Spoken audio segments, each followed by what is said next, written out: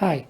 In today's world, a lot of hotels offer complimentary meals, and a conventional thought is that because there's no sales generated, there's really nothing really much to do as far as structuring coverage. Uh, but conventional wisdom would be wrong, and there is a preferred way to handle the exposures created by complimentary meals. Let's get on this. Welcome back to Insuring Hotels and Other Types of Accommodation Risks. Now we're going to start a series of videos about how to deal with some general liability coverage issues. In this video, we're going to deal with some special coverage issues revolving around complimentary meals. Overall, the main ISO CGL coverage part, CG0001, is very well suited for hotels and motels and similar types of accommodation risks. However, there is some modification that may be needed for some special hazards or exposures. In the 1980s, the hotel and accommodation industry began to change considerably. One area was an influx of bed and breakfasts, and as the name suggests, it included a morning meal in with the rental of the room. Also, too, we saw several hotel chains popping up, which began to serve and provide complimentary meals, particularly breakfasts and sometimes happy hour receptions.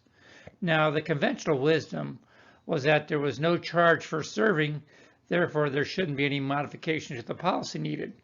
But sometimes conventional wisdom can be wrong.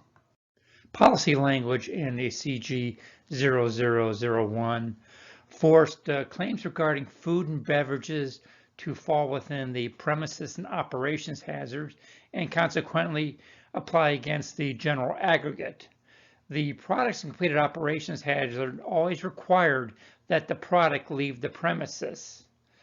So it pushed potential claims to apply again against the general aggregate.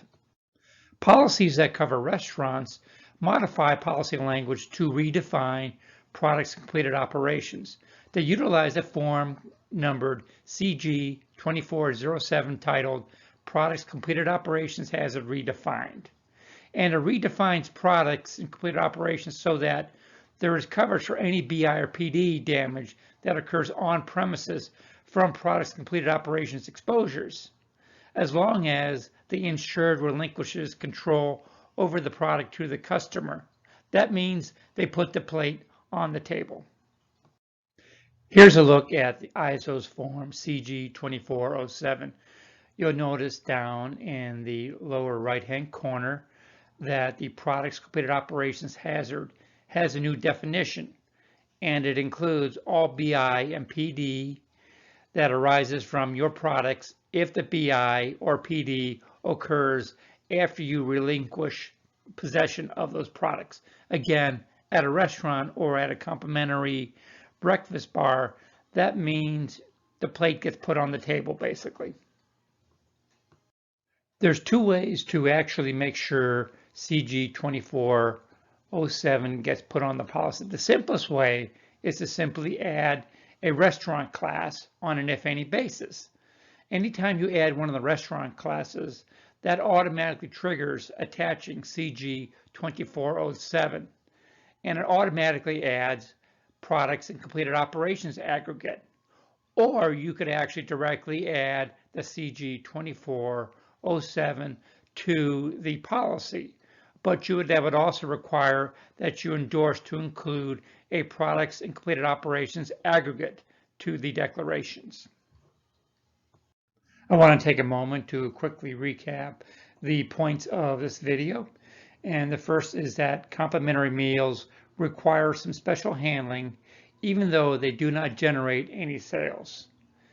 The products and completed operations hazards needs to be redefined to include on-premise exposures. The form to do that is CG 2407, Products Completed Operations Hazards Redefined. And the easiest way to make sure that gets done is to add a restaurant class on an if any basis, which should automatically trigger attachment of that form. Coming up in the next video on hotels, we'll be talking about methods to cover and deal with the incidental liquor liability exposures of many hotels. If you found this video helpful, please be sure to like it and subscribe to future videos. If you have any questions about the subject matter in this video, please leave them in the comments section below or email us at richard.uwresource@cox.net. Remember to like this video and subscribe to our channel. The subject matter in this video is approved for CE credits in several states and available for in-house classes.